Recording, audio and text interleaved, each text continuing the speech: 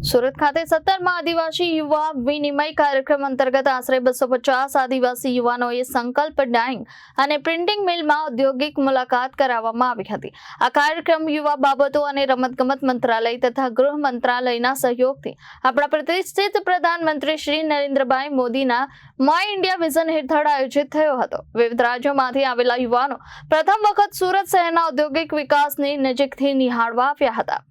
આ કાર્યક્રમમાં ગૃહ મંત્રાલયના એએસઓ શ્રી સંદીપ કુમાર અને માય ઇન્ડિયાના ડેપ્યુટી ડિરેક્ટર શ્રી સચિન શર્મા વિશેષ ઉપસ્થિત રહ્યા હતા। યુવાનોને સુરતમાં ઉત્પાદિત વિવિધ કાપડ ઉત્પાદનોની ઉત્પાદન પ્રક્રિયા અંગે વિસ્તૃત માહિતી આપવામાં આવી। મિલના અધિકારીઓએ આધુનિક ડાઇંગ, પ્રિન્ટિંગ અને ફિનિશિંગ ટેકનોલોજીનું પ્રદર્શન કરીને કાપડ ઉદ્યોગની વ્યાપકતા અને ટેકનિકલ કુશળતા વિશે પ્રત્યક્ષ અનુભવ કરાવ્યો।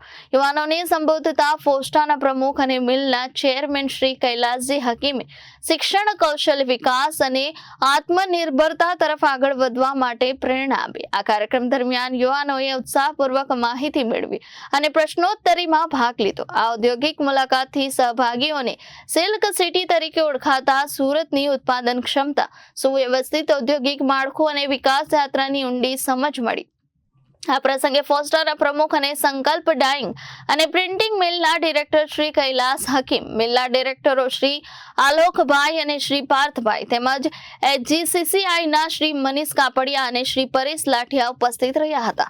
વિવેકસિંહ, જનાદેશ ન્યૂઝ, સુરત।